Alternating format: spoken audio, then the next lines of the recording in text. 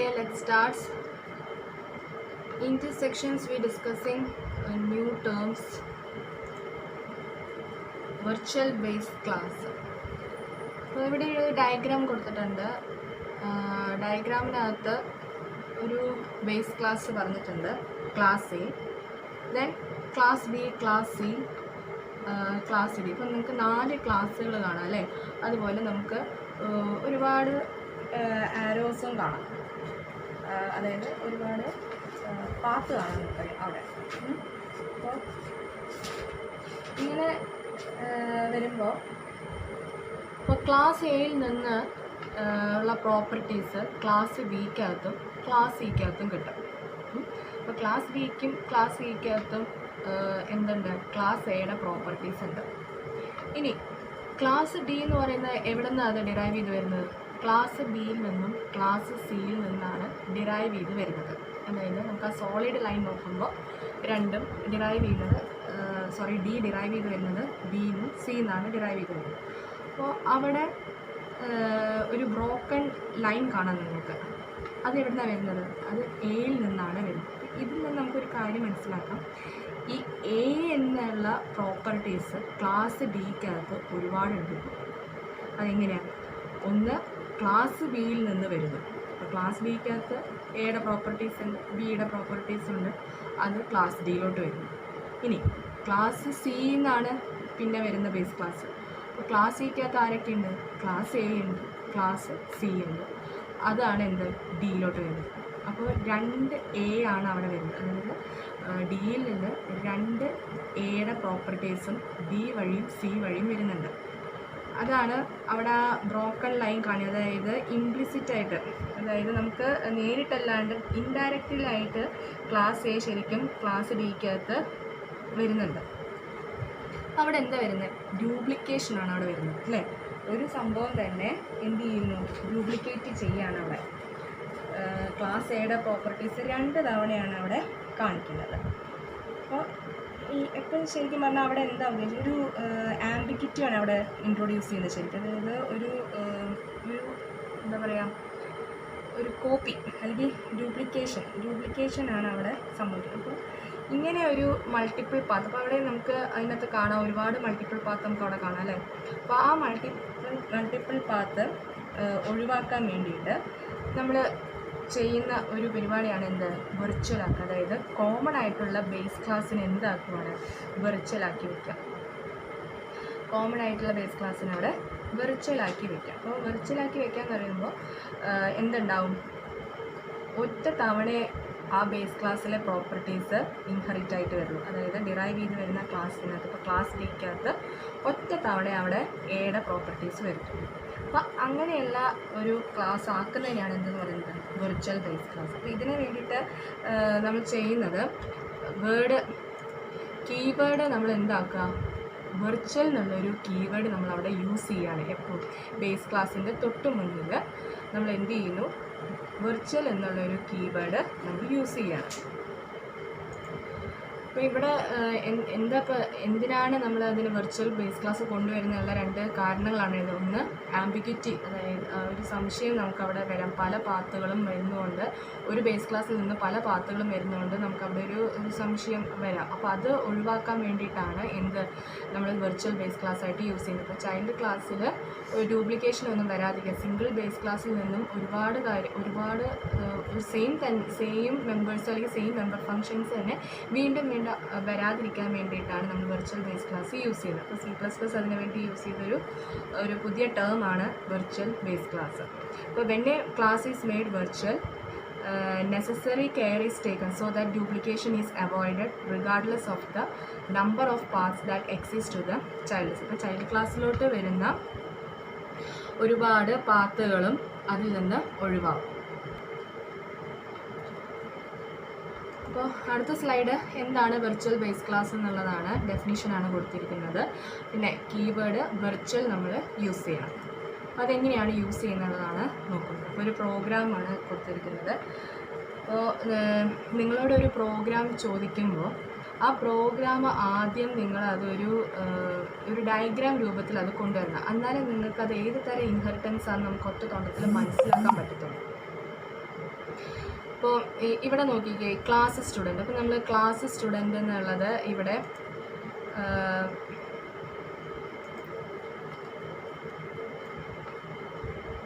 Class student എന്ന് നമ്മളിവിടെ ഇങ്ങനെ എഴുതുവാണ്. ഇനി നമുക്ക് അടുത്ത ഇത് നോക്കാം. അടുത്ത ക്ലാസ് എന്താ നോക്കാം, ക്ലാസ് ടെസ്റ്റ് എന്നാണ്. ക്ലാസ് ടെസ്റ്റ്, അപ്പോൾ 2 ക്ലാസ് ഉണ്ട്, ക്ലാസ് ടെസ്റ്റ്. ഇനി പിന്നെ അടുത്തത് ക്ലാസ് സ്പോർട്സ് എന്ന് പറഞ്ഞിട്ടൊരു ക്ലാസ്സും കൂടി ഉണ്ട്. ക്ലാസ് സ്പോർട്സ് എന്ന് പറഞ്ഞിട്ടൊരു ക്ലാസ് ഉണ്ട്. അതുപോലെ തന്നെ ക്ലാസ് റിസൾട്ട് എന്ന് പറഞ്ഞിട്ടൊരു ക്ലാസ്സും കൂടി ഉണ്ടായിരുന്നു. അപ്പോൾ 4 ക്ലാസ്സസ് ആണ് ഉള്ളത്. അപ്പോൾ സ്റ്റുഡൻ്റ് എന്നുള്ള ഒരു ക്ലാസ്സും ഉണ്ട്. ദെൻ പിന്നെ ടെസ്റ്റ് എന്ന ക്ലാസ് ഉണ്ട്, സ്പോർട്സ് എന്ന ക്ലാസ് ഉണ്ട്, റിസൾട്ട് എന്ന ക്ലാസ് ഉണ്ട്.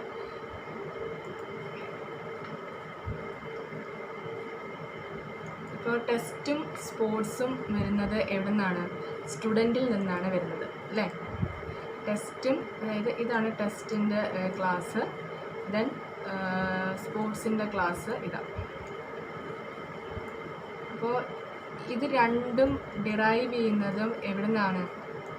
സ്റ്റുഡൻറ്റിൽ നിന്നാണ് എന്ത് ചെയ്യുന്നത്? ഇത് ഡിറൈവ് ചെയ്തിട്ടുള്ളത്. അപ്പോൾ സ്റ്റുഡൻ്റ് എന്ന ക്ലാസ്സിനകത്ത് 2 ക്ലാസ്സാണ് ഡിറൈവ് ചെയ്ത് വരുന്നത്. ഒന്ന് ടെസ്റ്റും ഒന്ന് സ്പോർട്സും. രണ്ടിലും അപ്പോൾ എന്തുണ്ട്?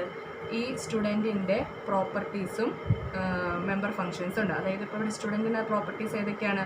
റോൾ നമ്പർ ഉണ്ട്, അതുപോലെ get number, then put number. ഇപ്പോൾ ഈ 3 കാര്യങ്ങളും എവിടെയൊക്കെ ഉണ്ടാവും? ടെസ്റ്റിനകത്തുണ്ടാവും, സ്പോർട്സിനകത്തുണ്ടാവും.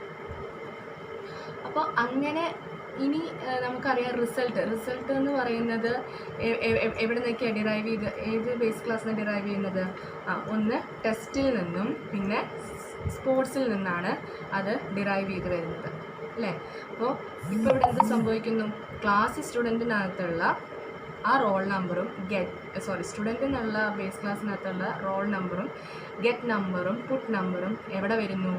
റിസൾട്ടിന് അവിടെ വരിക. അത് എത്ര തവണ വരും? 2 തവണ വരും. കാരണം ടെസ്റ്റിൽ നിന്നും സ്പോർട്സിൽ നിന്നും 2 തവണയായിട്ട് റിസൾട്ടിനകത്ത് അത് സ്റ്റോർ ചെയ്ത് കിടക്കും. അപ്പോൾ അവിടെ ഒരു ഡ്യൂപ്ലിക്കേഷൻ ഉണ്ടാവുന്നുണ്ട്. അപ്പോൾ അത് ഒഴിവാക്കാൻ വേണ്ടിയിട്ട് നമ്മൾ എന്ത് ചെയ്യും? ഈ ടെസ്റ്റിനെയും സ്പോർട്സിനെയും ഡിറൈവ് ചെയ്യുമ്പോൾ നമ്മൾ എങ്ങനെ ഡിറൈവ് ചെയ്യുന്നത്? ക്ലാസ് ടെസ്റ്റ് പബ്ലിക് സ്റ്റുഡൻ്റ് എന്നാണ് നമ്മൾ ഡിറൈവ് ചെയ്യുന്നത് അല്ലേ? ഇവിടെ കണ്ടോ, വെർച്വൽ എന്നൊരു കീവേഡും കൂടി നമ്മൾ യൂസ് ചെയ്യും. അതായത് ബേസ് ക്ലാസ്സിൽ നിന്ന് ഡിറൈവ് ചെയ്യുന്ന കൂട്ടത്തിൽ ആ ബേസ് ക്ലാസ് സ്റ്റുഡൻ്റ് എന്ന് പറയുന്നതാണ് എന്ത്? ബേസ് ക്ലാസ് എന്ന് പറയുന്നത്. ഈ ബേസ് ക്ലാസ്സിനെ എന്താക്കി വെക്കുകയാണ്? വെർച്വലാക്കി വെക്കുകയാണ്. ഇപ്പോൾ വെർച്വലാക്കി വെച്ചാലുള്ള ഗുണം എന്താ വെച്ച് കഴിഞ്ഞാൽ ആ റിസൾട്ട് എന്നുള്ള ഈ റിസൾട്ട് എന്നുള്ള ഡിറൈവ് ചെയ്യുമ്പോൾ എന്തുണ്ടാവും? ടെസ്റ്റിൽ നിന്ന് ഉള്ള ഒരു കോപ്പിയും സ്പോർട്സിലുള്ള ആ സ്റ്റുഡൻറ്റിൻ്റെ കോപ്പി ഉണ്ടല്ലോ, അതിൽ ഒരെണ്ണം മാത്രമായിട്ടായിരിക്കും ഇവിടെ ആക്റ്റീവ്. അതും വെർച്വൽ എപ്പോഴും നമുക്കറിയാം എന്താണ്? ഒരു മായം എന്നുള്ള നമുക്കറിയാം. ശരിക്കും അവിടെ ഒരു സംഭവം ഉണ്ടോ? ഇല്ല. വെർച്വൽ എന്നുള്ള വേർഡിന് അങ്ങനെ ഒരു അർത്ഥമുണ്ട് അല്ലേ? അപ്പോൾ അങ്ങനെയാണ്. അപ്പോൾ ഒരു കോപ്പിയേ വരുന്നുള്ളൂ എന്ന ഒരു ബോധം നമുക്ക് സ്വയം തോന്നിക്കുക എന്നുള്ളതേ ഉള്ളൂ. അല്ലാണ്ട് ശരിക്കും അവിടെ എന്താണ് വെർച്വൽ എന്ന് പറയുന്നത്? എന്താ സംഭവം? നമ്മളെല്ലാം നമുക്കറിയാം വെർച്വൽ എൻവയൺമെൻറ്റ്. അവിടെ ശരിക്കും എൻവയൺമെൻറ്റ് ഇല്ല, നമുക്ക് പക്ഷേ തോന്നിപ്പിക്കുന്ന. അതുപോലെ തന്നെയാണ് ഇവിടെ അത് ചെയ്യുന്നത്. ഇനി ഇപ്പോൾ ഇവിടെ ക്ലാസ് ടെസ്റ്റിനകത്ത് അതിൻ്റെതായ മെമ്പർ ഫങ്ഷൻസ് ഉണ്ട്. ദെൻ ക്ലാസ് സ്പോർട്സിനകത്തും നമ്മൾ ബേസ് ക്ലാസ് സ്റ്റുഡൻ്റ് എന്നായതുകൊണ്ട് ഡിറൈവ് ചെയ്യുന്നുണ്ട്. നമ്മൾ എന്ത് ചെയ്യണം? സ്റ്റുഡൻറ്റിനെ നമ്മൾ വെർച്വൽ കീവേഡ് യൂസ് ചെയ്യണം. ഇപ്പോൾ ഇവിടെ ഒരു കാര്യം ശ്രദ്ധിക്കണം. നേരത്തെ നമ്മൾ വെർച്വൽ ഇവിടെയാണ് വെച്ചത് അല്ലേ? ഇതിനകത്ത് നമ്മൾ ഇവിടെയാണ് വെച്ചിരുന്നത്. പബ്ലിക് കഴിഞ്ഞിട്ടാണ് വെർച്വൽ വെച്ചത്. അപ്പോൾ എങ്ങനെ വേണമെങ്കിലും നമുക്ക് വെർച്വൽ കീവേഡ് യൂസ് ചെയ്യാം. ഒന്നില്ലെങ്കിൽ പബ്ലിക്കിൻ്റെ മുന്നിലോ അല്ലെങ്കിൽ പബ്ലിക് കഴിഞ്ഞിട്ടോ നമുക്ക് വെർച്വൽ കീവേഡ് യൂസ് ചെയ്യാം. അപ്പോൾ അത് എഴുതുന്നത് കുഴപ്പമില്ല. പക്ഷെ ബേസ് ക്ലാസ്സിൻ്റെ തൊട്ട് മുന്നേ ആയിരിക്കണം എന്ന് മാത്രം. ഈ ബേസ് ക്ലാസ്സിൻ്റെ തൊട്ട് മുന്നേ ആയിരിക്കണം എന്ത് വരുന്നത്? ഒന്നില്ലെങ്കിൽ വെർച്വൽ എഴുതേണ്ടത്, ദെൻ പബ്ലിക്കിൻ്റെ മുന്നേ വെർച്വൽ. അത് സ്റ്റുഡൻറ്റ് കഴിഞ്ഞിട്ട് വെർച്വൽ എഴുതരുത്. ഇതിൻ്റെ തൊട്ട് മുന്നേ നമുക്ക് എങ്ങനെ വേണമെങ്കിലും വെർച്വൽ കീവേഡ് യൂസ് ചെയ്യാം. അപ്പോൾ ക്ലാസ് സ്പോർട്സിനകത്ത് പബ്ലിക് വെർച്വൽ എന്നാണ് യൂസ് ചെയ്തത്. ദെൻ ക്ലാസ് ടെസ്റ്റിനകത്താണെങ്കിൽ വെർച്വൽ പബ്ലിക് എന്നാണ്. അപ്പോൾ അതെങ്ങനെ എഴുതിയാലും കുഴപ്പമില്ല. ഇനി സ്പോർട്സിനകത്താണെങ്കിൽ നമുക്ക് ഏതൊക്കെയുണ്ട്? സ്കോറുണ്ട്, ഗെറ്റ് സ്കോറുണ്ട്, പുട്ട് സ്കോറുണ്ട്.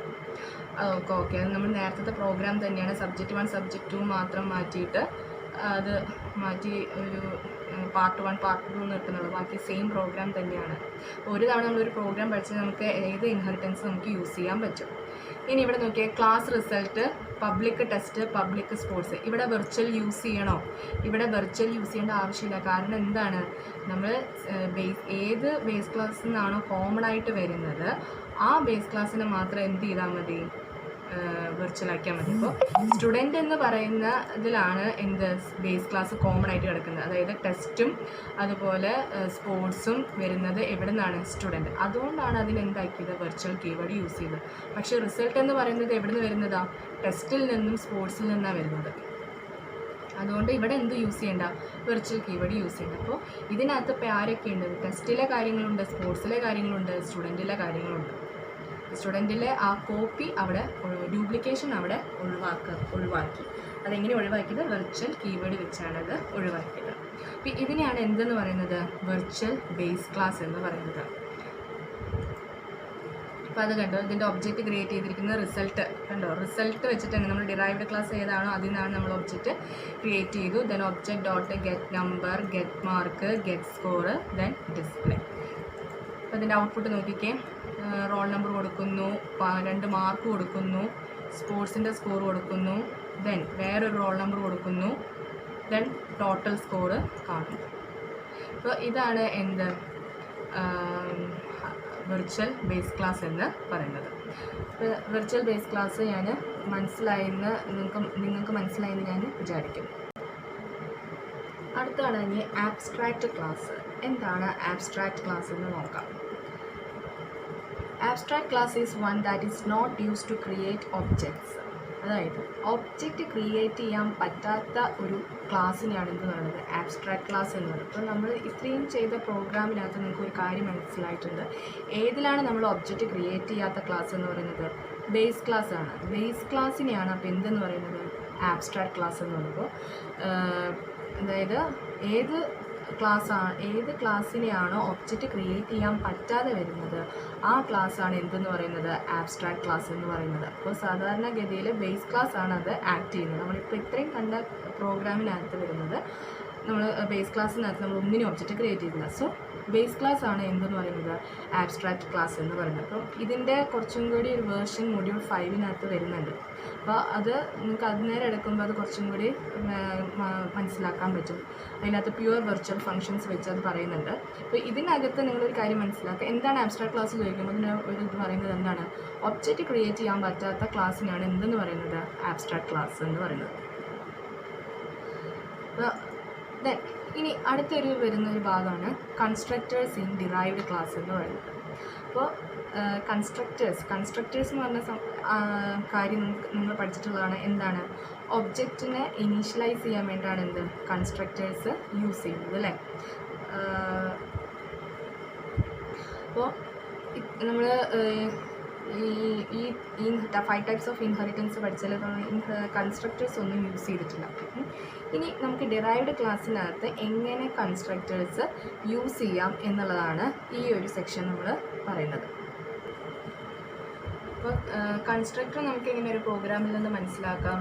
അതായത് കൺസ്ട്രക്ടറിൻ്റെ നെയിം എന്ന് പറയുന്നത് ക്ലാസ് നെയിം തന്നെയായിരിക്കും. അപ്പോൾ ക്ലാസ് നെയിമും കൺസ്ട്രക്ടറിൻ്റെ നെയിം എന്തായിരിക്കും, സെയിം ആയിരിക്കും. അങ്ങനെ നമ്മൾ കൺസ്ട്രക്ടർ നമ്മൾ തിരിച്ചറിയുന്നത് അല്ലേ. ഇനി ഇപ്പോൾ ഇൻഹെറിറ്റൻസ് ചെയ്യുമ്പോൾ ബേസ് ക്ലാസ്സിനകത്ത് നമ്മൾ കൺസ്ട്രക്ടറൊന്നും ആർഗ്യുമെൻറ്റ്സ് അല്ലെങ്കിൽ ഇല്ലെങ്കിൽ നമുക്ക് ഡിറൈവ് ക്ലാസ്സിനകത്തും കൺസ്ട്രക്ടർ ഫംഗ്ഷൻ ആവശ്യമില്ല. അതാണ് നമുക്ക് രണ്ടാമത്തെ പോയിന്റ് പറയുന്നത്. No base class constructor takes any argument, the derive class need not have a constructor function. ഇനി ബേസ് ക്ലാസ്സിനെങ്ങാനും കൺസ്ട്രക്ടർ ഒന്നിൽ കൂടുതൽ ആർഗ്യുമെൻറ്റ്സ് ആയിട്ടുണ്ടെങ്കിൽ എന്താണ് ഇമ്പോർട്ടൻ്റ് എന്ന് പറയുന്നത്, അതായത് മാൻഡേറ്ററി ആയിട്ട് ഡിറൈവ്ഡ് ക്ലാസ്സിനകത്തും കൺസ്ട്രക്ടർ വേണം. മാത്രമല്ല ബേസ് ക്ലാസ് കൺസ്ട്രക്ടേഴ്സിലെ ആർഗ്യുമെൻറ്റ്സിന് വാല്യൂസ് നമ്മൾ പാസ് ചെയ്ത് കൊടുക്കണം. അതാണ് ഡിറൈവ് ക്ലാസ്സിലെ കൺസ്ട്രക്ടേഴ്സിൻ്റെ പ്രത്യേകത. ഇപ്പോൾ ബേസ് ക്ലാസ്സിൻ്റെ കൺസ്ട്രക്ടറിനകത്ത് ആർഗ്യുമെൻറ്റ്സ് ഒന്നും പാസ് ചെയ്തിട്ടില്ലെങ്കിൽ, ഇപ്പോൾ ബേസ് ക്ലാസ്സിനകത്ത് ഒരു കൺസ്ട്രക്ടർ ക്രിയേറ്റ് ചെയ്തിട്ടുണ്ടെന്ന് വിചാരിക്കാം. അതിനകത്ത് ആർഗ്യുമെൻറ്റ്സ് ഒന്നും ഇല്ലെങ്കിൽ നിങ്ങൾ ഡിറൈവ്ഡ് ക്ലാസ്സിനകത്ത് കൺസ്ട്രക്ടർ ഫംഗ്ഷൻ വെക്കേണ്ട ആവശ്യമില്ല. ഇനി ബേസ് ക്ലാസ്സിനകത്ത് നിങ്ങളൊരു കൺസ്ട്രക്ടർ അവിടെ ക്രിയേറ്റ് ചെയ്തിട്ടുണ്ടെങ്കിൽ അതും ആർഗ്യുമെൻറ്റ് പാസ് ചെയ്തിട്ടുണ്ടെങ്കിൽ എന്ത് ചെയ്യണം, ഡിറൈവ്ഡ് ക്ലാസ്സിനകത്ത് ഒരു കൺസ്ട്രക്ടർ വേണം. മാത്രമല്ല ആ ബേസ് ക്ലാസ് കൺസ്ട്രക്ടറിലോട്ട് ആർഗ്യുമെൻറ്റ് പാസ് ചെയ്യും വേണം. അപ്പോൾ അത് നിങ്ങൾക്ക് ഇങ്ങനെ പറഞ്ഞാൽ നിങ്ങൾക്ക് അത്ര വ്യക്തമായിട്ടില്ലെന്നറിയാം. നമുക്ക് എന്താ പറയുക, ഒരു പ്രോഗ്രാമിലൂടെ നമുക്കത് നോക്കാം, അതായിരിക്കും പറ്റും. അപ്പോൾ ഇവിടെ ഒരു ബേസ് ക്ലാസ് ആണ് എന്ത്, ആൽഫ എന്ന് പറയുന്നൊരു ബേസ് ക്ലാസ് അല്ലേ. ഇതിനകത്ത് കൺസ്ട്രക്ടർ ഏതാണ്, ക്ലാസ് നെയിമും കൺസ്ട്രക്ടർ നെയിമും പേരും ഒന്നായിരിക്കും. അപ്പോൾ ഇതാണ് നമ്മുടെ കൺസ്ട്രക്ടർ എന്ന് പറയുന്നത്, അതായത് ആൽഫ. അപ്പോൾ ആൽഫ എന്ന് പറയുന്നതാണ് നമ്മുടെ കൺസ്ട്രക്ടർ. ഇനി അവിടെ നമ്മളൊരു ആർഗ്യുമെൻറ്റ് പാസ് ചെയ്തിട്ടുണ്ട്, എന്ത്, ഇൻറ്റ് ഐ എന്നുള്ള ആർഗ്യുമെൻറ്റ് പാസ് ചെയ്തിട്ടുണ്ട്. ഇനി കൺസ്ട്രക്ടർ എന്ന് പറഞ്ഞാൽ എന്താണ്, ഒബ്ജക്റ്റ് ഇനീഷ്യലൈസ് ചെയ്യുക. അപ്പോൾ അതായത് ഇപ്പോൾ ഇത് മാത്രമേ നമ്മുടെ ഒരു ക്ലാസ് ഉള്ളൂ എന്ന് വിചാരിക്കും. ഇപ്പോൾ നമ്മൾ ഈ ഒരൊറ്റ ക്ലാസ്സിൽ നമ്മൾ ഒബ്ജക്റ്റ് ക്രിയേറ്റ് ചെയ്യാണ്, എന്ത്, ആൽഫ എ എന്ന് നമ്മളൊരു ഒബ്ജക്റ്റ് ക്രിയേറ്റ് ചെയ്യുക. ആൽഫ എ എന്ന് പറഞ്ഞിട്ടൊരു ഒബ്ജക്റ്റ് നമ്മൾ ക്രിയേറ്റ് ചെയ്യുക. ഇനി നമ്മളിവിടെ കൊടുക്കുകയാണ്, എന്ത്, എ എന്ന് പറഞ്ഞിട്ട് ഇങ്ങനൊരു ബ്രാക്കറ്റ് ഇട്ടു. ഇവിടെ ഇൻറ്റ് ആയി എന്നുള്ളത് കൊണ്ട് നമ്മളൊരു വാല്യൂ കൊടുത്തു, A25 എന്ന് പറഞ്ഞിട്ട് വാല്യൂ കൊടുത്തു. ഇതാണ് ഒബ്ജക്റ്റ് ക്രിയേറ്റ് ചെയ്ത് നമ്മൾ അടുത്ത് കൊടുക്കുന്ന സ്റ്റേറ്റ്മെൻറ്റ്. ഇങ്ങനെ ചെയ്ത് കഴിഞ്ഞാൽ എന്താ സംഭവിക്കുന്നത്, ഈ ഇതിലോട്ട് അതിനെ ഇതിലുള്ള കോഡിനെ എക്സിക്യൂട്ട് ചെയ്യാൻ തുടങ്ങും. മറ്റ് നമ്മൾ അങ്ങനെയായിരുന്നു കൊടുത്തത്. നമ്മൾ കൺസ്ട്രക്ടർ ഇല്ലായിരുന്നെങ്കിൽ നമ്മൾ എങ്ങനെയാണ് ചെയ്തിരുന്നത്, A dot get X something, get X എന്നൊക്കെ കൊടുക്കുക. അതായത് നമ്മൾ ഓരോ തവണ ഡോട്ട് ഓപ്പറേറ്റർ വെച്ച് നമ്മൾ ഓരോ മെമ്പർ ഫംഗ്ഷനെയും വിളിക്കണം. അങ്ങനെയാണ് നമുക്ക് റോൾ നമ്പർ ആണെങ്കിലും മാർക്കാണെങ്കിലും അങ്ങനെ എല്ലാ സംഭവവും നമുക്ക് ഇൻപുട്ട് ചെയ്യാനും അതുപോലെ ഔട്ട്പുട്ട് ചെയ്യാനൊക്കെ പറ്റും. അപ്പോൾ ഇവിടെ നമ്മൾ എന്താ ചെയ്തുള്ളൂ, ഈ ഒബ്ജക്റ്റ് വെച്ച് ഒരു ബ്രാക്കറ്റിട്ട് നമ്മൾ ഒരു വാല്യൂ കൊടുത്തു. അപ്പോൾ അത് കമ്പൈലർക്ക് അത് മനസ്സിലായി, എന്ത്, ഇതൊരു കൺസ്ട്രക്ടറാണെന്ന് മനസ്സിലായി. അപ്പോൾ ആ കൺസ്ട്രക്ടർ അതിൻ്റെ കോഡ് എക്സിക്യൂട്ട് ചെയ്യും. അപ്പോൾ അതാണ് എന്ത്, കൺസ്ട്രക്ടർ എന്ന് പറയുന്നത്.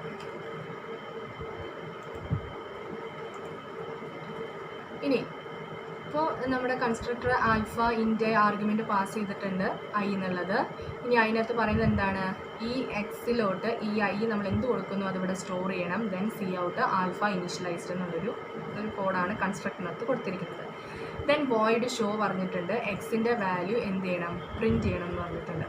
ഇപ്പോൾ ഇവിടെ എന്തുണ്ട്, ഒരു കൺസ്ട്രക്ടർ ഉണ്ട്, അതും ഒരു ആർഗ്യുമെൻറ്റ് പാസ് ചെയ്തിട്ടുള്ള ഒരു കൺസ്ട്രക്ടറാണ് ഇവിടെ ബേസ് ക്ലാസ്സിനകത്ത് ഉണ്ട്. അപ്പോൾ ബേസ് ക്ലാസ്സിനകത്ത് ഒരു കൺസ്ട്രക്ടർ ഉണ്ട്, അതും 1 ആർഗ്യുമെൻ്റ് ഉണ്ട്.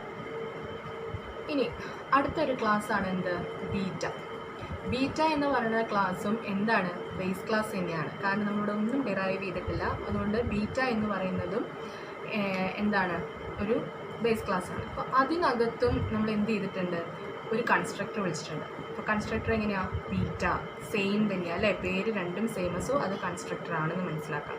അതിനകത്ത് ഒരു ആർഗ്യുമെൻറ്റ് പാസ് ചെയ്തിട്ടുണ്ട്, ഫ്ലോട്ട് ജെ. ആ ജെക്കകത്ത് വാല്യൂ y കൊടുത്തിട്ടുണ്ട്. ദെൻ ബീറ്റ ഇനീഷ്യലൈസ് എന്ന് പറഞ്ഞിട്ട് ഒരു ഔട്ട്പുട്ട് കാണിക്കാൻ വേണ്ടിയിട്ട്, അതായത് ജസ്റ്റ് ഒന്ന് നമ്മൾ ഓരോ ഇതും കൺസ്ട്രക്ടർ വർക്ക് ചെയ്യുന്നുണ്ടെന്ന് കാണിക്കാൻ വേണ്ടി ഒരു ഔട്ട്പുട്ട് കൊടുക്കുന്നേ ഉള്ളൂ. ബീറ്റ ഇനീഷ്യലൈസ് അല്ലെങ്കിൽ ആൽഫ ഇനീഷ്യലൈസ് എന്ന് പറഞ്ഞ് കൊടുക്കുന്നുണ്ട്. ഇനി അതിനകത്തും എന്ത് പറഞ്ഞിട്ടുണ്ട്, വോയിഡ് ഷോ പറഞ്ഞിട്ടുണ്ട്. വോയിഡ് ഷോ y പറഞ്ഞിട്ടുണ്ട്, y എന്താണെന്നുള്ള വാല്യൂ പ്രിൻറ്റ് ചെയ്ത് കാണിക്കണം. അപ്പോൾ 2 ബേസ് ക്ലാസ് ആയി, ആൽഫ ബീറ്റ. രണ്ടിലും എന്തുണ്ട്, 2 ഓരോ കൺസ്ട്രക്ടേഴ്സ് ഉണ്ട്. ആ കൺസ്ട്രക്ടർ എന്ന് പറയുന്നത് ഓരോ ആർഗ്യുമെൻ്റാണ് പാസ് ചെയ്തിരിക്കുന്നത്. ഇനി ഇവിടെ നോക്കുക, ക്ലാസ് ഗാമ എന്ന് പറയുന്നത് എന്താണ്, ഡിറൈവ്ഡ് ക്ലാസ് ആണ്. ഏതിൽ നിന്നൊക്കെ ഡിറൈവ് ചെയ്തിരിക്കുന്നത്, ബീറ്റയിൽ നിന്നും ആൽഫയിൽ നിന്നുമാണ് ഡിറൈവ് ചെയ്ത് വന്നിരിക്കുന്നത്. അപ്പോൾ അതിനകത്തൊരു 2 ഡാറ്റ മെമ്പർ കൊടുത്തിട്ടുണ്ട്, എമ്മും ഉണ്ട്. ഇനി ഇവിടെ ശ്രദ്ധിക്കുക, ഗാമ എന്ന് പറയുന്നത് എന്താണ്, കൺസ്ട്രക്ടർ അല്ലേ, സെയിം ക്ലാസ് നെയിം തന്നെയാണ്, അതുകൊണ്ട് സോ ഈസ് എ കൺസ്ട്രക്ടർ. അപ്പോൾ ബേസ് ക്ലാസ്സിനകത്ത് കൺസ്ട്രക്ടർ ഉണ്ടെങ്കിൽ അതും ആർഗ്യുമെൻറ്റ് പാസ് ചെയ്തിട്ടുണ്ടെങ്കിൽ ഡിറൈവ്ഡ് ക്ലാസ്സിൽ മസ്റ്റായിട്ട് എന്ത് വേണം, കൺസ്ട്രക്ടർ വേണം. മാത്രമല്ല എന്ത് ചെയ്യണം, ആ ബേസ് ക്ലാസ്സിലെ കൺസ്ട്രക്ടറിനുള്ള ആർഗ്യുമെൻറ്റും പാസ് ചെയ്യണം. അപ്പോൾ ഇവിടെ നോക്കിക്കേ, ഗാമ എന്നുള്ള കൺസ്ട്രക്ടർ ആരംഭിച്ചു അല്ലേ. അപ്പോൾ ഇതിനകത്ത് എന്തൊക്കെയാണ് കൊടുത്തിരിക്കുന്നത്, int a, float b, int c, int d. അങ്ങനെയാണ് കൊടുത്തിരിക്കുന്നത്. അപ്പോൾ നമ്മൾ ഇൻറ്റ് എ എന്ന് പറയുന്നത് ഏതാണ്, ഒരു ആർഗ്യുമെൻറ്റ് പാസ് ചെയ്തിട്ടുണ്ട്, ഫ്ലോട്ട് ബി എന്നുള്ള ഒരു ആർഗ്യുമെൻറ്റ് പാസ് ചെയ്തിട്ടുണ്ട്. ഇപ്പോൾ ഇൻറ്റ് എ എന്ന് പറയുന്നത് ആൽഫയുടെ ആർഗ്യുമെൻ്റ് ആണ്. അതായത് ആൽഫയുടെ കൺസ്ട്രക്ടറിനകത്ത് നമ്മൾ ഇൻറ്റ് ഐ എന്നാണ് കൊടുത്തിരിക്കുന്നത് അല്ലേ. അപ്പോൾ ആ ആർഗ്യുമെൻറ്റിനെയാണ് ഇവിടെ കാണിക്കുന്നത് ഇൻറ്റ് എ എന്ന് പറയുന്നത്.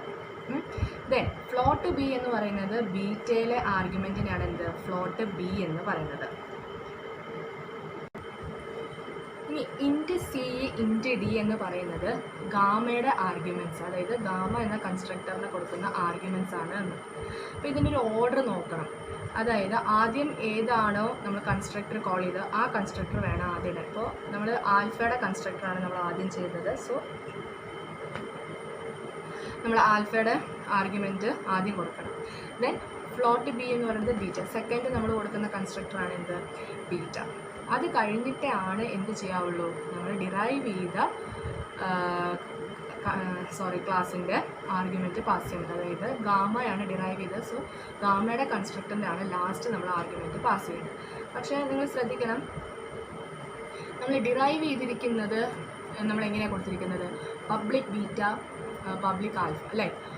രണ്ടാമത്തെ ബേസ് ക്ലാസ് ആണ് ആദ്യം വെച്ചിരിക്കുന്നത്. സോ ഇത് എക്സിക്യൂട്ട് ചെയ്യുമ്പോഴത്തേനും ആദ്യം ബീറ്റയാണ് എക്സിക്യൂട്ട് ചെയ്യത്തുള്ളൂ, അത് കഴിഞ്ഞിട്ട് ആൽഫയെ എക്സിക്യൂട്ട് ചെയ്യുള്ളൂ. അപ്പം നമ്മൾ ഇവിടെ ആദ്യം നമ്മൾ ആൽഫയുടെയും അത് കഴിഞ്ഞിട്ട് ബീറ്റയുടെ ആർഗ്യുമെൻറ്റ് കൊടുത്തിട്ട് അങ്ങനെ കൊടുക്കുക ചെയ്യത്തുള്ളൂ. പക്ഷേ എക്സിക്യൂട്ട് ചെയ്യുന്നത് എപ്പോഴും എന്തായിരിക്കും, അതായത് നമ്മൾ ആ ഗാമയുടെ നിങ്ങൾ എങ്ങനെയാണ് നിങ്ങളുടെ ഹെഡർ, ഇതിനെയാണ്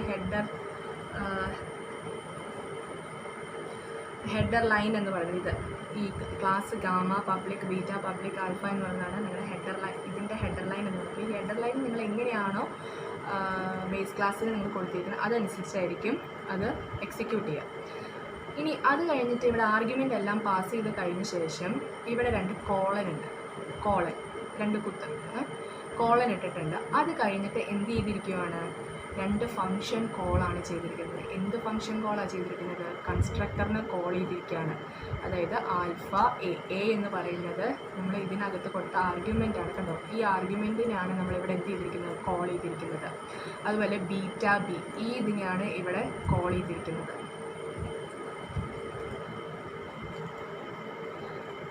അപ്പോൾ ശരിക്കും ഈ കോളൻ എന്ന് പറയുന്നത് എന്താണ്, രണ്ടിനും ഒരു സപ്പറേഷനാണ് അവിടെ കാണിക്കുന്നത്. അതായത് ആർഗ്യുമെൻ്റ് ലിസ്റ്റ്, അതായത് ഇതെല്ലാം ആർഗ്യുമെൻ്റ് ലിസ്റ്റാണ്. ആർഗ്യുമെൻ്റ് ലിസ്റ്റാണ് ഇവിടെ എല്ലാം കൊടുത്തിരിക്കുന്നത്. അതായത് ഇൻറ്റ് എ ഫ്ലോട്ട് ബി. അപ്പോൾ ഇവിടെ നിങ്ങൾ ഈ കോളൻ ശ്രദ്ധിച്ചു, അതായത് ആ ഡിറൈവ്ഡ് കൺസ്ട്രക്ടറിനെ രണ്ട് പാർട്സ് ആക്കാൻ വേണ്ടിയാണ് എന്ത് ചെയ്തിരിക്കുന്നത്, കോളൻ കൊടുത്തിരിക്കുന്നത്. അപ്പോൾ കോളൻ്റെ തൊട്ട് മുന്നിൽ കിടക്കുന്ന ഈ പാർട്ടിനെയാണ് എന്ത് പറയുന്നത്, ആർഗ്യുമെൻറ്റിനെ ഡിക്ലറേഷനാണ് ചെയ്തിരിക്കുന്നത്. അതായത് ഡിറൈവ്ഡ് കൺസ്ട്രക്ടറിലോട്ട് ആർഗ്യുമെൻറ്റിനെ പാസ് ചെയ്ത് കൊടുത്തിരിക്കുകയാണ്. ഇനി സെക്കൻഡ് പാർട്ട് എന്ന് പറയുന്നത് എന്താണ്, ഫംഗ്ഷൻ കോളാണ്. അതായത് ബേസ് കൺസ്ട്രക്ടേഴ്സിനെ ഫംഗ്ഷൻ കോൾ ചെയ്യണം. ബേസ് കൺസ്ട്രക്ടർ ശരിക്കും കൺസ്ട്രക്ടർ കോൾ ചെയ്യാണ് ഉദ്ദേശിക്കുന്നത്. അപ്പോൾ ഒന്ന് എന്താണ്, ഡിക്ലറേഷനാണ്. ഡിറൈവ്ഡ് കൺസ്ട്രക്ടറിലോട്ട് ഏതൊക്കെയാണ് ബേസ് ക്ലാസ്സിലെ ആർഗ്യുമെൻറ്റ്സ് അതിനെ അവിടെ ഡിക്ലെയർ ചെയ്ത് കൊടുക്കാം. അപ്പോൾ ആ ഡിക്ലെയർ ചെയ്യുമ്പോൾ ആദ്യം ബേസ് ക്ലാസ്സിലെ വേണം ഡിക്ലെയർ ചെയ്യാൻ, എന്നിട്ടാണ് ഡിറൈവ് ക്ലാസ്സിലെ ഡിക്ലെയർ ചെയ്യാൻ പറ്റത്തുള്ളൂ. അത് കഴിഞ്ഞിട്ട് എന്താ ചെയ്തിരിക്കുന്നത്, ആൽഫ ബീറ്റയുടെയും കൺസ്ട്രക്ടറിനെ കോൾ ചെയ്യുക. അതായത് ഫംഗ്ഷൻ കോൾ, ആ ബേസ് കൺസ്ട്രക്ടറിലുള്ള ഫംഗ്ഷൻ കോൾ ചെയ്യാണ്, അതായത് കൺസ്ട്രക്ടറിനെ കോൾ ചെയ്യുകയാണ് അവിടെ ചെയ്യുന്നത്. അപ്പോൾ ആ രണ്ടെണ്ണം സെപ്പറേറ്റ് ചെയ്യാൻ വേണ്ടിയിട്ടാണ് എന്ത് ചെയ്യുന്നത്, ഇവിടെ കോളൻ ഇട്ട് കൊടുക്കുന്നത്. ഇനി ഇതെല്ലാം കഴിഞ്ഞിട്ടേ എന്ത് ചെയ്യത്തുള്ളൂ, ഗാമയുടെ കൺസ്ട്രക്ടറിനകത്ത് കൊടുത്തിരിക്കുന്ന കോഡ് വർക്ക് ചെയ്യുള്ളൂ. ഇതാണ് ഗാമയ്ക്കകത്ത് കിടക്കുന്ന കോഡ്. നമ്മൾ കൺസ്ട്രക്ടർ എഴുതുമ്പോൾ കോഡും കൂടി വേണമല്ലോ. അപ്പോൾ ഗാമയുടെ കോഡ് എന്ന് പറയുന്നതാണ് എന്ത്, കൺസ്ട്രക്ടർ കോഡാണ് എന്ത്, ഈ m=c n=d c out gamma initialised. അത് ഗാമയുടെ ബോഡി ഓഫ് കൺസ്ട്രക്ടറാണ്. അപ്പോൾ ഇതെല്ലാം എക്സിക്യൂഷൻ കഴിഞ്ഞ്, അതായത് ബേസ് ക്ലാസ്സിലെ കൺസ്ട്രക്ടേഴ്സ് എല്ലാം എക്സിക്യൂട്ട് ചെയ്ത് കഴിഞ്ഞ ശേഷമേ ഡിറൈവ്ഡ് ക്ലാസ്സിലെ കൺസ്ട്രക്ടർ എക്സിക്യൂട്ട് ചെയ്യുള്ളൂ. ദെൻ അടുത്ത മെമ്പർ ഫംഗ്ഷൻ എന്ന് പറയുന്നത് ഏതാണ്? Show M N. M print ചെയ്യാനും എൻ പ്രിൻറ്റ് ചെയ്യാനാണ് കാണിച്ചിരിക്കുന്നത്. ഇനി ഇവിടെ നോക്കിക്കേ, നമ്മൾ ഡിറൈവ്ഡ് ക്ലാസ് ആണ്, ഒബ്ജക്റ്റ് ക്രിയേറ്റ് ചെയ്തു. ഒബ്ജക്റ്റ് ക്രിയേറ്റ് ചെയ്ത് കൂടുതൽ കൺസ്ട്രക്ടർ കോൾ ചെയ്തു. അപ്പോൾ കൺസ്ട്രക്ടർ കോൾ ചെയ്യുമ്പോൾ എല്ലാത്തിനും നമ്മൾ വാല്യൂസ് കൊടുക്കും. ഇൻറ്റ് എക്ക് വാല്യൂ കൊടുത്തു, ഫ്ലോട്ടിന് ഒരു വാല്യൂ കൊടുത്തു, എം അതായത് ഗാമയുടെ 2 ആർഗ്യുമെൻറ്റിനും വാല്യൂ കൊടുത്തു. അപ്പോൾ ഇപ്പോൾ എന്ത് സംഭവിക്കുന്നു? ഇതിങ്ങനെ എഴുതി കഴിഞ്ഞ് കഴിയുമ്പോൾ ഓട്ടോമാറ്റിക്കലായിട്ട് ഏത് കോഡാണ് വർക്ക് ചെയ്യുക? ഈ കോഡ് അവിടെ വർക്ക് ചെയ്യും. ഈ കോഡ് വർക്ക് ചെയ്യുമ്പോഴത്തേനും ഇവിടെ എല്ലാം വാല്യൂ പാസ് ചെയ്ത് കൊടുത്തു, പല നമ്പേഴ്സും കൊടുത്തു. ഇനി എന്താ ചെയ്യേണ്ടത്? ആൽഫ എനെയും ബീറ്റ ബീനെയും വിളിക്കണം. അപ്പോൾ ആദ്യം ഏതാ വിളിക്കുക? ഇവിടെ നോക്കുക, ഇവിടെ പബ്ലിക് ബീറ്റയാണ് ഇനീഷ്യലൈസ് ചെയ്തത്. അപ്പോൾ സോ ആദ്യം ബീറ്റ ആയിരിക്കും എക്സിക്യൂട്ട് ചെയ്യുക. ബീറ്റ എന്ത് എക്സിക്യൂട്ട് ചെയ്യും? ബീറ്റ ഇനീഷ്യലൈസ്ഡ് എന്ന് എഴുതി കാണിക്കും അല്ലേ? അത് മാത്രമല്ല എന്താ കാണിക്കുക? y ഈക്വൽ ടു നമ്മൾ കൊടുത്ത എന്ത് വാല്യൂ ആണോ, അതായത് 10.75. സോ അവിടെ എന്ത് കാണിക്കും? 10.75 അത് തൊട്ട് താഴെ കാണിക്കും. അപ്പോൾ ആദ്യം കാണിക്കുന്നത് എന്തായിരിക്കും? ബീറ്റ ഇനീഷ്യലൈസ്ഡ് കാണിക്കും, ദെൻ ആൽഫ ഇനീഷ്യലൈസ്ഡ് കാണിക്കും, ദെൻ ഗാമ ഇനീഷ്യലൈസ്ഡ് എന്ന് കാണിക്കും. ഇനിയാണ് എന്ത് അതിൽ അത് ചെയ്യുന്നത്. ഇനി എന്താണ്? G dot show x, then x equal to value കാണിക്കും. വൈ ഷോ വൈ എന്ന് പറയുമ്പോൾ വൈയുടെ വാല്യൂ കാണിക്കും. ദെൻ എം എന്ന് പറയുമ്പോൾ എമ്മിൻ്റെ വാല്യൂ എന്നിൻ്റെ വാല്യൂ കാണിക്കും. അപ്പോൾ ഈ ഒരു ഇതെന്ന് കാണിക്കുന്നത് എന്താണ്?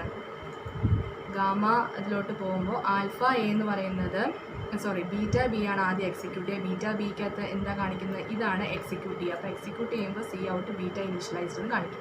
അത് കഴിഞ്ഞിട്ടേ ആൽഫ കാണിക്കത്തുള്ളൂ, കാരണം പബ്ലിക് ആൽഫ രണ്ടാമതാണ് കൊടുത്തിരിക്കുന്നത്. സോ അത് കഴിയുമ്പോഴത്തേനും ആൽഫ എന്ത് ചെയ്യും? ആൽഫ അവിടെ കോൾ ചെയ്യും. അവിടെ എന്താ എഴുതി കാണിക്കേണ്ടത്? Alpha initialised. അത് കഴിഞ്ഞ ശേഷമാണ് ആരെ എക്സിക്യൂട്ട് ചെയ്യത്തുള്ളൂ? ഗാമയെ എക്സിക്യൂട്ട് ചെയ്യത്തുള്ളൂ. അപ്പോൾ ഗാമ ഇനീഷ്യലൈസ്ഡ് എന്ന് കാണിക്കും. അപ്പോൾ ഇങ്ങനെ എഴുതി കഴിയുമ്പോൾ, അതായത് ഗാമ ജി ആ ആർഗ്യുമെൻ്റ് എല്ലാം നമ്മൾ കൊടുക്കുന്നു. അത് കോൾ ചെയ്യുമ്പോൾ നമ്മൾ ഗാമ ഡിറൈവ്ഡ് കൺസ്ട്രക്ടറിലോട്ട് പോകുന്നു. അതിനകത്ത് ബീറ്റേനെയും ആൽഫേനെയും കോൾ ചെയ്ത ശേഷം മാത്രമേ ഗാമയിലുള്ള ഡിറൈവ്ഡ് കൺസ്ട്രക്ടറിനെ കോൾ ചെയ്യത്തുള്ളൂ. അപ്പോൾ ഇങ്ങനെയാണ് എന്ത് ഡിറൈവ്ഡ് ക്ലാസ്സിലെ കൺസ്ട്രക്ഷൻസ് നടക്കുന്നത്. അപ്പോൾ ഇതിൻ്റെ താഴെ ഞാൻ അത് എഴുതിയിട്ടുണ്ട്. Beta is initialised first, then അതായത് ഡിറൈവ്ഡ് കൺസ്ട്രക്ടറിനകത്ത് അത് രണ്ടാമത്താണ് ബീറ്റ ചെയ്തിട്ടെങ്കിലും, പക്ഷേ നമ്മൾ ആ ഡിറൈവ് ചെയ്യുന്ന ഹെഡർ ലൈനിനകത്ത്, ഹെഡർ ലൈൻ എന്ന് പറയുമ്പോൾ വിസിബിലിറ്റി കോഡ് കൊടുക്കുന്നില്ല, അതിനെയാണ് ഹെഡർ ലൈൻ എന്ന് പറയുന്നത്. ആ ഹെഡർ ലൈനകത്ത് നമ്മൾ ബീറ്റേനെയാണ് ആദ്യം ഡിക്ലെയർ ചെയ്തിരിക്കുന്നത്. അതുകൊണ്ടാണ് ബീറ്റ ആദ്യം ഇനീഷ്യലൈസ് ചെയ്ത് എഴുതി കാണിക്കുന്നത്. ഇനി നമ്മൾ ആൽഫയാണ് നമ്മളിവിടെ ഇവിടെ ആൽഫ, ഇവിടെ നമ്മൾ പബ്ലിക് ആൽഫ പബ്ലിക് ബീറ്റ എന്നാണ് കൊടുത്തിരുന്നെങ്കിൽ ആദ്യം എന്താ കാണിക്കുക? ആൽഫയിലെ ബേസ് കൺസ്ട്രക്ടർ ആയിരിക്കും കാണിക്കുക, അതായത് ആൽഫ ഇനീഷ്യലൈസ്ഡിലായിരിക്കും ആദ്യം കാണിക്കുക. അപ്പോൾ ഇതാണ് എന്ത് കൺസ്ട്രക്ടേഴ്സ് ഇൻ ഡിറൈവ്ഡ് ക്ലാസ് എന്ന് പറയുന്നത്. അപ്പോൾ പ്രോഗ്രാം കാണിച്ചപ്പോഴാണ് നിങ്ങൾക്ക് കുറച്ചും കൂടി മനസ്സിലായെന്ന് എനിക്ക് തോന്നുന്നു. ഇനി നമുക്കതിൻ്റെ കുറച്ച് ഡെഫിനിഷൻസ് ഉണ്ട്. അതായത് derived class to pass arguments to the base class constructor. അതായത് ഡിറൈവ്ഡ് ക്ലാസ്സിൽ നിന്നുകൊണ്ടാണ് എന്ത് ചെയ്യുന്നത്? ബേസ് ക്ലാസ്സിലെ കൺസ്ട്രക്ടറിന് ആർഗ്യുമെൻറ്റ് പാസ് ചെയ്യുന്നത്. ആർഗ്യുമെൻറ്റ് പാസ് ചെയ്യാൻ ഉദ്ദേശിക്കുന്നത്, നമ്മൾ വോയിഡ് മെയിൻ കഴിഞ്ഞിട്ട് ഗാമ ജി നമ്മൾ കുറേ വാല്യൂസ് കൊടുത്തു അല്ലേ? ആ വാല്യൂസ് കൊടുക്കുന്നത് എവിടെയാണ്? നമ്മൾ ഡിറൈവ് ചെയ്യുന്ന സമയത്ത് ഗാമ കൺസ്ട്രക്ടർ നമ്മൾ യൂസ് ചെയ്തു, അവിടെയാണ് നമ്മൾ ആ ആർഗ്യുമെൻറ്റ് പാസ് ചെയ്യാൻ പറ്റുന്നത്.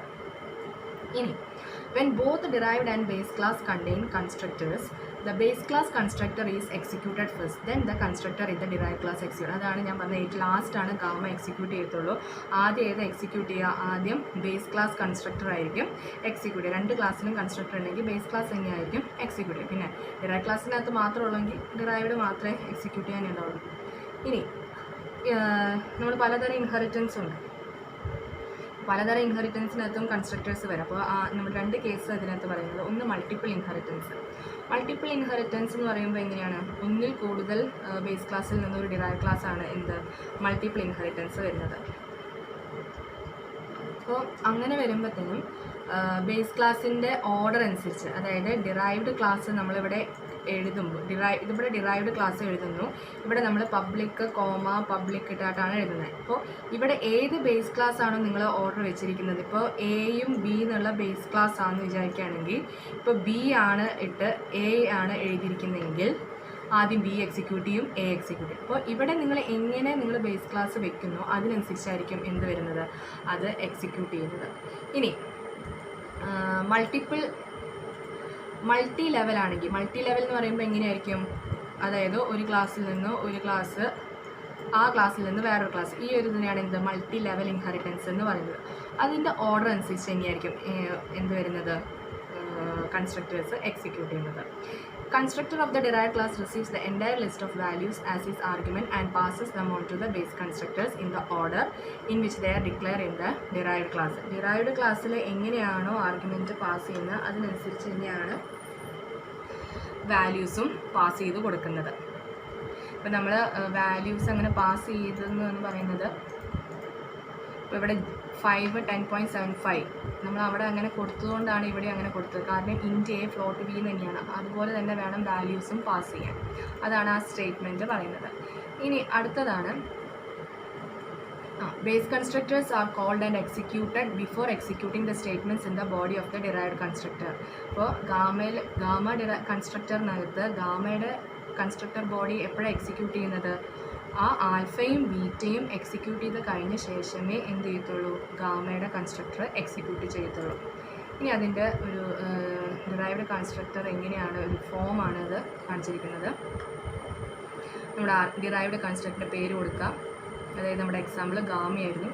ദെൻ ആർഗ്യുമെൻറ്റ് ലിസ്റ്റ് കൊടുക്കുന്നു, എത്ര ആർഗ്യുമെൻറ്റ് ലിസ്റ്റ് വേണമെങ്കിലും കൊടുക്കാം. ലാസ്റ്റത്തെ എന്ന് പറയുന്നത് ആർഗ്യുമെൻ്റാണ് ഡിറൈവ്ഡിൻ്റെ. ഇതെല്ലാം ബേസ് ക്ലാസ് ആയിരിക്കും. അപ്പോൾ നമ്മൾ ബേസ് ക്ലാസ്സിൽ നമ്മൾ ഇൻറ്റ് എ കൊടുത്തു, ഫ്ലോട്ട് കൊടുത്തു, അതായത് ആൽഫയുടെയും ബീറ്റയുടെയും കൊടുത്തു. ദെൻ ഗാമയുടെ നമ്മൾ കൊടുത്തായിരുന്നു 2 ആർഗ്യുമെൻറ്റ്, ഇൻറ്റം കൊടുത്തു. ഇനി 2 കോളം കഴിഞ്ഞിട്ട് എന്താ ചെയ്യുന്നത്, ബേസിലുള്ള കൺസ്ട്രക്ടറിനെ കോൾ ചെയ്യുകയാണ്. ബേസ് 1 ഇവിടെ എന്താണ് നിങ്ങൾ കൊടുത്തിരിക്കുന്ന ആർഗ്യുമെൻറ്റ്, ആ ആർഗ്യുമെൻ്റാണ് ഇവിടെ കൊടുത്തിരിക്കുന്നത്. ഇവിടെ ഇൻറ്റ് എ ആണെങ്കിൽ ഇവിടെ എ എന്ന് കൊടുക്കുക, ഇൻറ്റ് പിന്നെ കൊടുക്കേണ്ട ആവശ്യമില്ല, അത് ഡിക്ലറേഷൻ ഇവിടെ കഴിഞ്ഞു. ഇനി നമ്മളിവിടെ കോൾ ചെയ്യുക, അപ്പോൾ ജസ്റ്റ് നമ്മൾ ആ എ മാത്രം കൊടുത്താൽ മതി. ദെൻ നമ്മളിവിടെ ആൽഫ എ കൊടുത്തു, ബീറ്റ ബി സംതിങ് ആണെന്ന് തോന്നുന്നു കൊടുത്തു. ദെൻ ലാസ്റ്റ് എന്താണ്, അതായത് അത് എത്ര വേണമെങ്കിലും നമുക്ക് കൊടുക്കാം. അതെല്ലാം ബേസിൻ്റെ കാര്യമാണ് ഇവിടെ പറയുന്നത്. ഇനിയാണ് ബേസ് എല്ലാം എക്സിക്യൂട്ട് ചെയ്ത് കഴിഞ്ഞ ശേഷം എന്ത് വരുന്നത്, ബോഡി ഓഫ് ഡിറൈവ്ഡ് കൺസ്ട്രക്ടർ. ഇവിടെയാണ് നമ്മൾ ഈ ഇതിൻ്റെ ആർഗ്യുമെൻറ്റ് പാസ് ചെയ്യുക. അതായത് നമ്മളിവിടെ M C is equal to M D is equal to N വന്ന് നമ്മൾ കൊടുത്തു, ഗാമ ഇനീഷ്യലൈസ്ഡ് അല്ലേ. അപ്പോൾ ഇതാണ് എന്ത് ഡിറൈവ്ഡ് കൺസ്ട്രക്ടറിൻ്റെ ജനറൽ ഫോം എന്ന് പറയുന്നത്. ഇനി ഈ ബേസ് ക്ലാസ് കൺസ്ട്രക്ടർ എങ്ങനെ എക്സിക്യൂഷൻ ചെയ്യുന്നതെന്നുള്ള കാര്യമാണ് പറയുന്നത്. ഇപ്പോൾ ഇവിടെ സിംഗിൾ ഇൻഹെറിറ്റൻസാണ് അല്ലേ, ക്ലാസ് ബി പബ്ലിക് എ അല്ലേ. അപ്പോൾ ഇവിടെ എങ്ങനെയായിരിക്കും എക്സിക്യൂട്ട് ചെയ്യുക, ആദ്യം പബ്ലിക് എ എക്സിക്യൂട്ട് ചെയ്യും, ദെൻ ഡിറൈവ്ഡ് കൺസ്ട്രക്ടർ എക്സിക്യൂട്ട് ചെയ്യും. ഇനി 2 ഡിറൈവ്ഡ് അതായത് 2 ബേസ് ക്ലാസ് ഉണ്ടെന്ന് വിചാരിക്കാം. അങ്ങനെയാണെങ്കിൽ ആദ്യം എക്സിക്യൂട്ട് ചെയ്യുന്ന ഏതായിരിക്കും, ബി എക്സിക്യൂട്ട് ചെയ്യും, ദെൻ സി എക്സിക്യൂട്ട് ചെയ്യും, ദെൻ ഡിറൈവ്ഡ് എക്സിക്യൂട്ട് ചെയ്യും. ഇനി നമ്മൾ വെർച്വൽ വെച്ച് പഠിച്ചായിരുന്നു അല്ലേ. വെർച്വൽ വെച്ചാണെങ്കിൽ, വെർച്വലാണ് നമ്മുടെ ഇതിനകത്തുണ്ടെങ്കിൽ ആദ്യം എക്സിക്യൂട്ട് ചെയ്യുന്നത് വെർച്വൽ ബേസ് ആയിരിക്കും. വെർച്വൽ ആയിരിക്കും ആദ്യം എക്സിക്യൂട്ട് ചെയ്യുക, അത് കഴിഞ്ഞിട്ട് ബേസ് ക്ലാസ് എക്സിക്യൂട്ട് ചെയ്യും, ദെൻ ഡിറൈവ്ഡ് ക്ലാസ് എക്സിക്യൂട്ട് ചെയ്യും. അപ്പോൾ എന്തുണ്ട്, ഏത് ഇതിനകത്താണെങ്കിലും ബേസ് ക്ലാസ് എക്സിക്യൂഷൻ ആയിരിക്കും ആദ്യം ചെയ്യുന്നത്, ദെൻ ഡിറൈവ്ഡ് ക്ലാസ്. ഇനി വെർച്വൽ ഉണ്ടെങ്കിൽ വെർച്വൽ ആദ്യം ചെയ്യും, വെർച്വൽ ബേസ് ചെയ്യും, ദെൻ ഓർഡിനറി ബേസ് ചെയ്യും, ദെൻ ഡിറൈവ്ഡ് ചെയ്യും. അപ്പോൾ ഇതാണ് എന്ത് ഡിറൈവ്ഡ് ക്ലാസ്സിലെ കൺസ്ട്രക്ടേഴ്സ് എന്ന് ഉള്ള ഒരു സെക്ഷൻ എന്ന് പറയുന്നത്. ഇനി അടുത്തൊരു സെക്ഷനിലോട്ടും കൂടി പോവുക. അടുത്ത സെക്ഷൻ എന്ന് പറയുന്നത് നെസ്റ്റിംഗ് ഓഫ് ക്ലാസ്സസ്. ഈ നെസ്റ്റിംഗ് ഓഫ് ക്ലാസ്സസ് എന്ന് പറയുന്നത് ഒരു ഇൻഹെറിറ്റ് ചെയ്യുന്ന വേറെ തരത്തിൽ ഇൻഹെറിറ്റ് ചെയ്യുന്ന ഒരു പ്രോപ്പർട്ടിയാണ് എന്ത്, നെസ്റ്റിംഗ് ഓഫ് ക്ലാസ്സസ് എന്ന് പറയുന്നത്. അപ്പോൾ നമ്മൾ സാധാ ഇതിൽ എങ്ങനെയായിരുന്നു, ഒരു ക്ലാസ്സിൽ നിന്ന് വേറൊരു ക്ലാസ്സിൽ നമുക്ക് ഇൻഹെറിറ്റ് ചെയ്യാനുള്ളത് നമ്മൾ പഠിച്ചു കഴിഞ്ഞു. ഇത് വേറെ തരത്തിൽ ഇൻഹെറിറ്റ് ചെയ്യാം. അതായത് ഒരു ക്ലാസ്സിനകത്ത് തന്നെ പല ക്ലാസ്സസിൻ്റെയും ഒബ്ജക്ട്സ് വരുന്നു. അതാണ് എന്ത് നെസ്റ്റിംഗ് ഓഫ് ക്ലാസ്സസ് എന്ന് പറയുന്നത്. ഇപ്പോൾ ഇവിടെ നോക്കിയാൽ ക്ലാസ് ആൽഫ എന്ന് പറയുന്നു, ക്ലാസ് ബീറ്റ എന്ന് പറഞ്ഞൊരു 2 ബേസ് ക്ലാസ് ഉണ്ട്. അതുപോലെ ക്ലാസ് ഗാമ എന്ന് പറയുന്ന ഒരു ബേസ് ക്ലാസ് ഉണ്ട്. അപ്പോൾ ഇതിനകത്ത് കണ്ടോ, ഇതിനകത്ത് ആൽഫ എ ബീറ്റ ബി, അതായത് ആൽഫയുടെ ഒരു ഒബ്ജക്റ്റും ക്രിയേറ്റ് ചെയ്തിട്ടുണ്ട്, ബീറ്റയുടെ ബി എന്നൊരു ഒബ്ജക്റ്റ് ക്രിയേറ്റ് ചെയ്ത് അതാണ്. അപ്പോൾ ഒരു ക്ലാസ്സിൽ ഇപ്പോൾ ഗാമ എന്ന ക്ലാസ്സിനകത്ത് എത്ര ഒബ്ജക്റ്റ് ഉണ്ട്? 2 ഒബ്ജക്റ്റാണുള്ളത് അല്ലേ. അപ്പോൾ അതിനെയാണ് എന്ത് നെസ്റ്റിംഗ് ഓഫ് ക്ലാസ്. ഒരു ക്ലാസ്സിനകത്ത് നമുക്ക് എത്ര വേണമെങ്കിലും മറ്റുള്ള ക്ലാസ്സുകളുടെ ഒബ്ജക്റ്റ് ക്രിയേറ്റ് ചെയ്യാം. അതിനെയാണ് എന്ത് നെസ്റ്റിംഗ് ഓഫ് ക്ലാസ്സസ് എന്ന് പറയുന്നത്. അപ്പോൾ ആ ഒരു റിലേഷൻഷിപ്പിനെ പറയുന്നതാണ് എന്ത് കണ്ടെയ്നർഷിപ്പ് അല്ലെങ്കിൽ നെസ്റ്റിംഗ് എന്ന് പറയുന്നത്. ഇപ്പോൾ 2 മാർക്കിന് ഇമ്പോർട്ടൻ്റ് ആയിട്ട് വരുന്നൊരു ചോദ്യമാണ് എന്ത് കണ്ടെയ്നർഷിപ്പ് ഓർ നെസ്റ്റിംഗ് എന്ന് പറയുമ്പോൾ ഗാമ ക്ലാസ്സിനകത്ത് എയും ബി എന്ന് പറയുന്നത് വേറെ 2 ക്ലാസ്സിൻ്റെ ഒബ്ജക്റ്റാണ് അവിടെ വരുന്നത്. അപ്പോൾ ഒരു ക്ലാസ്സിനകത്ത് ഒന്നിൽ കൂടുതൽ ക്ലാസ്സുകളുടെ ഒബ്ജക്റ്റ് നമുക്ക് ക്രിയേറ്റ് ചെയ്യാം. അപ്പോൾ ആ ഒരു റിലേഷൻഷിപ്പിനെ പറയുന്നത് എന്ത് കണ്ടെയ്നർഷിപ്പ് ഓർ നെസ്റ്റിംഗ് എന്ന് പറയുന്നത്.